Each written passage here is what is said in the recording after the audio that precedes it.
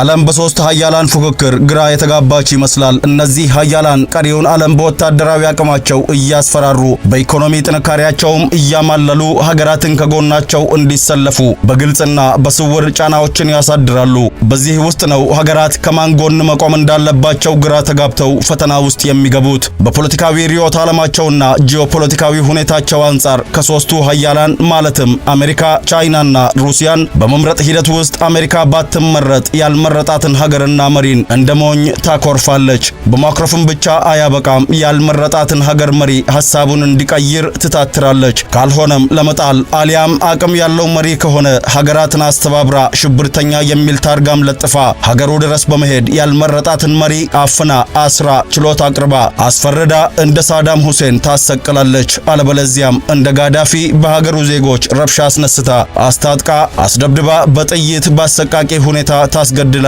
በቀላሉ ማጥቃት የምትችለው መሪ ከሆነ ደግሞ ሀገሩ ዘልቃ ገብታ አንጠልጥላ ይዛ እንደ ማድሮ ችሎት ገትራ የሚደግፋትን መሪ ትሾማለች። ይህንንም ተግባር ዓለም በአይኑ ተመልክቷል። ሰላም የቻናላችን ቤተሰቦች፣ በዛሬው ትንታኔያችን አሜሪካ፣ ቻይናና ሩሲያ በጥንካሬና በጉልበት ዓለምን ለመቆጣጠር የሚያደርጉትን ፉክክር እንተነትናለን። እስከ ትንታኔያችን ፍጻሜ ከኛ ጋር ትሆኑ ዘንድ በአክብሮት እንጋብዛለን። One of the most dangerous geopolitical standoffs unfolding in international waters. የቬንዙዌላው መሪ ኒኮላስ ማዱሮ በአሜሪካ ኃይል በቁጥጥር ስር መዋላቸውን ተከትሎ ፕሬዝዳንት ዶናልድ ትራምፕ አሜሪካ በምዕራቡ ንፍቀ ክበብ ያላት የበላይነት ከዚህ በላይ ጥያቄ ውስጥ አይገባም ብሏል። አሜሪካ ኃያልነቷን አግሉታ ለማሳየት እየሞከረችም ትገኛለች። ቻይናና ሩሲያ ተጽዕኖ ፈጣሪ አገራት መሆናቸውን እንዲታወቅላቸው ለማድረግ ጥረታቸውን ቀጥለዋል። ሶስቱም አገራት አዲስ የዓለም ስርዓት ለመፍጠር እንደሚፈልጉ ተንታኞች ይናገራሉ። ተጽዕኖአቸውም ከአውሮፓም አልፎ በሌሎችም ቀጠናዎች የሚታይ ሆኗል። አሜሪካ፣ ቻይናና ሩሲያ በወታደራዊ ኃይል፣ በምጣኔ ሀብትና በፖለቲካ አማካኝነት በጎረቤት አገራት እንዲሁም በተቀረው ዓለም የሚያሳድሩትን ጫና በዝርዝር እንመለከታለን። በኃይል የሚመራ ዓለም።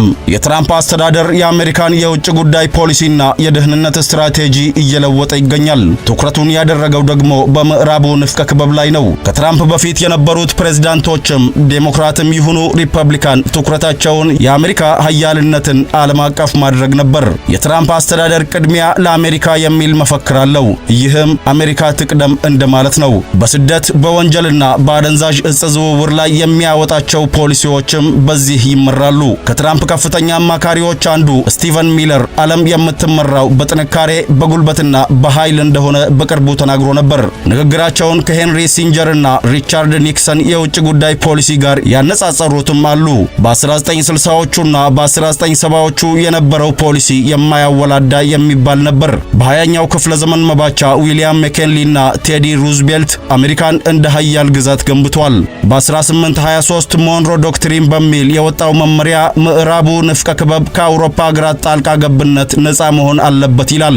አሜሪካ ሁሉንም የአሜሪካ ሀገራት በመጠበቅ ቀዳሚ ቦታ እንዲኖራት ሩዝቬልት ይፈልጉ ነበር።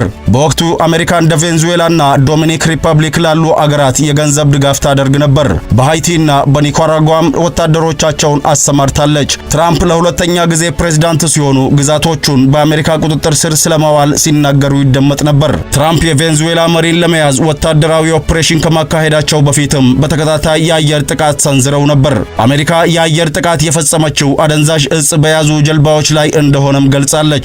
የላቲን አሜሪካ ሀገራት ላይ ጫና ለማሳደርም ታሪፍ ጥላለች። በብሔራዊ ምርጫዎች ላይ አንዳንድ እጩዎችን ወይም ፓርቲዎችን በመደገፍም አሜሪካ ጣልቃ ትገባለች። ትራምፕ ፓናማ ካናልን፣ ግሪንላንድንና ካናዳን ለመጠቅለል እንደሚፈልጉም ተናግረዋል። ዋይት ሃውስ ይፋ ያደረገው የብሔራዊ ደህንነት ስትራቴጂ አሜሪካ ለደህንነቷና ለእድገቷ ስትል በምዕራቡ ንፍቀ ክበብ ቀዳሚ ሆና መገኘት አለባት።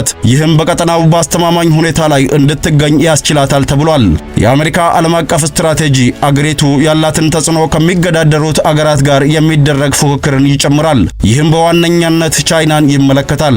አሜሪካ በዓለም አቀፍ ፖለቲካ ገናና ለመሆን ከቻይና ጋር ትፎካከራለች። ትራምፕ በተለያዩ አገራት ሰላም ለማስፈን ጥረት ያደርጋሉ። ሳውዲ አረቢያ፣ ኳታርና የተባበሩት አረብ ኤሚሬቶችንም ጨምሮ ከአረብ አገራት ጋር የንግድና የደህንነት ትስስርን የማጠናከር ፍላጎትም አሳይቷል። እሳቸውና አማካሪዎቻቸውም እንደሚሉት አሜሪካ የምዕራባውያን ስልጣኔ ጠባቂ ናት። ለአሜሪካ ቅድሚያ የመስጠት የትራምፕ ፖሊሲ ከሚገለጽባቸው መንገዶችም አንዱ ነው። የትራምፕ የግል አቋም አሜሪካ በዓለም አቀፍ ፖሊሲዋ ላይ የምታሳየው አቋም ላይ ተጽዕኖ የሚያሳድር ይመስላል። በ250 ዓመታት የአሜሪካ ታሪክ ውስጥ የውጭ ጉዳይ ፖሊሲ ለውጥ ታይቷል። አሜሪካ ተገላ ከመቆም በሌሎች አገራት ጣልቃ እስከ መግባት ድረስ የተለያየ አቋም አንጸባርቃለች። የአሜሪካ ወታደራዊ ኃይል ካለው አቅምና ቁመና ጋር በሚመጣጠን ሁኔታ በሌሎች አገራት ጣልቃ ስትገባ ተስተውሏል። በትራምፕ አስተዳደር ስር የአሜሪካ የውጭ አገር ፖሊሲ ለውጥ ቢያሳይም በቀጣይ ዓመታት በጉልህ መንገድ ይቀየራል ማለት ላይሆን ይችላል።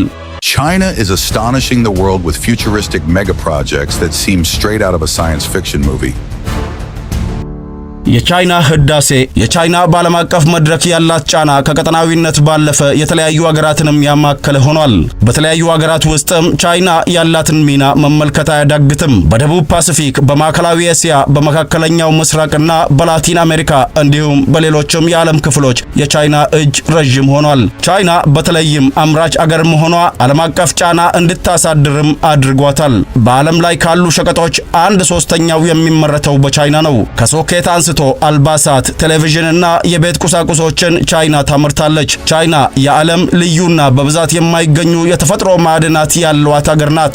እነዚህ ማዕድናት ተንቀሳቃሽ ስልክ፣ የኤሌክትሪክ መኪና፣ ከንፋስ ኃይል የሚያመነጭ መሳሪያና የጦር መሳሪያንም ለማምረት ይውላሉ። ከዓለም ልዩ ማዕድናት ውስጥም 90% የሚደርሱት የሚቀናበሩት ቻይና ውስጥ ነው። ከትራምፕ ጋር ለመደራደር የምትጠቀመው ይህን እምቅ ሀብቷን ነው። ቻይና ወደ አሜሪካ የምትልከውን ማዕድን መጠን በመገደብ ለአሜሪካ ታሪፍ ምላሽ ትሰጣለች። አሜሪካ ወደ ግሪንላንድ ማዕድናት ፊቷን ያዞረችውም ለዚሁ ነው። ሁለቱ ልዕለ ኃያል አገራት የንግድ ፉክክራቸውም ቀጥሏል። በ2000 አካባቢ ቻይና ከአሜሪካ በመቀጠል ነበር የዓለምን ንግድ የምትመራው። በ2026 ላይ ግን ነገሮች እየተለዋወጡ ይገኛል። ፕሬዝዳንት ዢ ጂንፒንግ በንግድ በቴክኖሎጂና በኢንቨስትመንት ዘርፍ ዓለም አቀፍ ተጽዕኖ የሚያሳድሩ መሪ ሆነዋል። ቻይና ከዓለም ድሃ አገራት አንዷ ከመሆን በኢንዱስትሪና በቴክኖሎጂ ዘርፍ መሪ ወደ መሆን ተሸጋግራለች። እያደጉ ያሉ አገራትም ራሳቸውን ቻይና ውስጥ የሚመለከቱትም ለዚሁ ነው። ቻይና ያለ ምዕራባውያን ጣልቃ ገብነት የመበልጸግ ተምሳሌትም ትሆናለች። የምዕራባውያንን የፖለቲካና የውጭ ጉዳይ ፖሊሲ ሳይከተሉ ማደግ እንደሚቻልም ታሳያለች። በአውሮፓውያኑ አቆጣጠር በ2001 80% የሚሆነው የዓለም አገራት ከአሜሪካ ጋር የንግድ አጋር ነበሩ። አሁን ግን 70% ከቻይና ጋር የንግድ ትስስር አላቸው። ቻይና እያደጉ ባሉ አገራት ላይ ገንዘብ ፈሰስ በማድረግም ትታወቃለች። ቤልት ኤንድ ሮድ ኢኒሼቲቭ ኤስያ፣ አውሮፓና አፍሪካ በየብስና በባህር የሚተሳሰሩበት ፕሮጀክትም ነው። ቻይና በወደብ በመንገድና በኃይል አቅርቦት ግንባታ ዋነኛ ተሳታፊም ሆናለች። በዚህም የተነሳ ብዙ አገራት የቻይና የገንዘብ ዕዳም አለባቸው። ትራምፕ በቬንዙዌላ ዘመቻ ካካሄዱ በኋላ ቻይናም ታይዋንን ልትወር ትችል ይሆን የሚለው ጥያቄም ተስተጋብቷል። ቻይና ታይዋንን እንደ ራስ ገዝ ደሴት ብትወስዳትም አንድ ቀን ከግዛቷ ጋር እንደምትጠቃለልም ታምናለች። ቻይና ታይዋንን የመውረድ ሳይሆን ቀስ በቀስ የማዳከም ስትራቴጂዎችን እንደምትጠቀምም ተንታኞች ይናገራሉ። ታይዋን በሚያድርባት ጫና ምክንያትም ወደ ድርድር ታመራለች ብለውም ይገምታሉ። ዢ ጂንፒንግ ቻይና ታላቁ ህዳሴ ውስጥ ያለች ሀገር መሆኗን ይናገራሉ። ወታደራዊ ትዕይንታቸውን ሲመለከቱም የቻይና ማንሰራራት የሚያስቆም ኃይል የለም ብለዋል። በዶናልድ ትራምፕ ስር ያለው የዓለም ነውጥ የህዳሴ መንገድ እንደሆነ በመግለጽ ዓለም ወደ ቻይና የሚያማትርበት ዘመን ሩቅ እንዳልሆነ ያምናሉ። ዓለም መስቀለኛ መንገድ ላይ እንደሆነችና የተሻለው አማራጭ የቻይና መንገድን መከተል እንደሆነም ዢ ጂንፒንግ ይናገራሉ። Пожалуйста, я представил. В отличной форме. ፕሬዝዳንት ቭላዲሚር ፑቲን የሶቪየት ህብረት መንኮታኮት የ20ኛው ክፍለ ዘመን ታላቅ ጂኦፖለቲካዊ ውድቀት ነው ሲሉ በአንድ ወቅት ተናግሯል።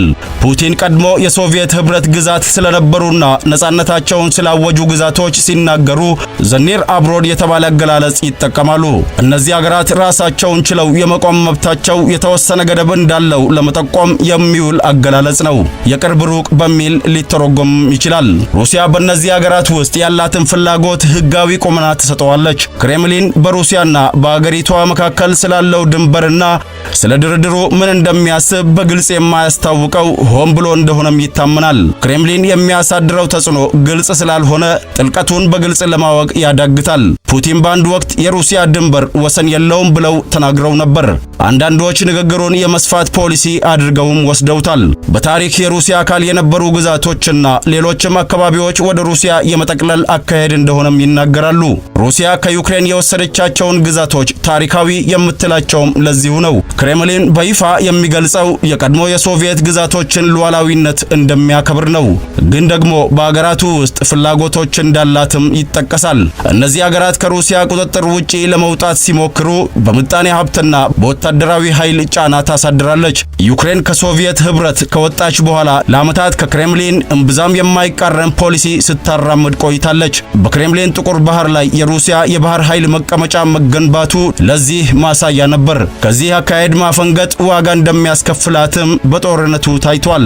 ለምዕራባውያን ቅርብ የሆኑትና ለውጥ የሚፈልጉት ፕሬዝዳንት ቪክቶር ዩሺቼንኮ ሲመሩ ነገሮች ተለወጡ። በአመራር ዘመናቸው 2 ጊዜ ሩሲያ የጋዝ አቅርቦትን አቋርጣለች። የምጣኔ ሀብትና የፖለቲካ ጣልቃ ገብነት ውጤት አላሳይ ሲል ሩሲያ ክሬምሊንን ወረረች እና በ2014 ግዛቱን ጠቀለለች። በ2022 ደግሞ ሩሲያ ዩክሬንን ወራለች። ሩሲያ ከጆርጂያ ጋር በ2008 ጦርነት ውስጥ ገብታለች። በጦርነቱም ሩሲያ 20 በመቶ የሚሆነውን የጆርጂያ ግዛት ጠቅልላለች። ከዚያ ጊዜ አንስቶ የሩሲያ ወታደሮች ግዛታቸውን የበለጠ ወደ ጆርጂያ ለማስፋት ጥረታቸውን ቀጥሏል። ይህንንም አዝጋሚ መስፋፋት ብለው የሚገልጹትም አሉ።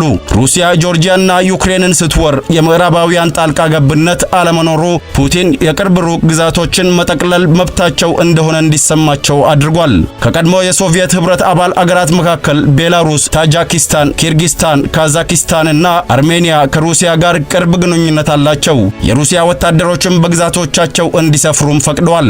ጆርጂያና ዩክሬን ዴሞክራሲያዊ ለውጥ ለማምጣት በመሞከራቸውና ከምዕራቡ ዓለም ጋር በመቀራረባቸው ከሩሲያ ጋር ተጋጭተዋል። በታሪክ የሚታወቁ ጦርነቶች የአንድ ነገር ፍላጎት ከማስጠበቅና በቁጥር ውስን የሆኑ ማህበረሰቦችን ከመከላከል ጋር የተያያዙ አመክንዮዎች ተሰጥቷቸዋል። ከሁለተኛው የዓለም ጦርነትና ከቀዝቃዛው ጦርነት በኋላ የዓለም ህዝቦች በእኩል እንዲታዩ የማድረግ ንቅናቄዎች ተስተውለዋል። አገራት ያላቸውን የጦር መሳሪያና ግዝፈታቸው ወይም ትንሽነታቸው ከግምት ሳይገባ እኩልነት እንዲሰፍን ቢፈለግም ተጽዕኖ ፈጣሪ ለመሆን የሚደረገው ፉክክር ወደ ቀደመው የጨለማ ዘመን የሚወስደን ይመስላል።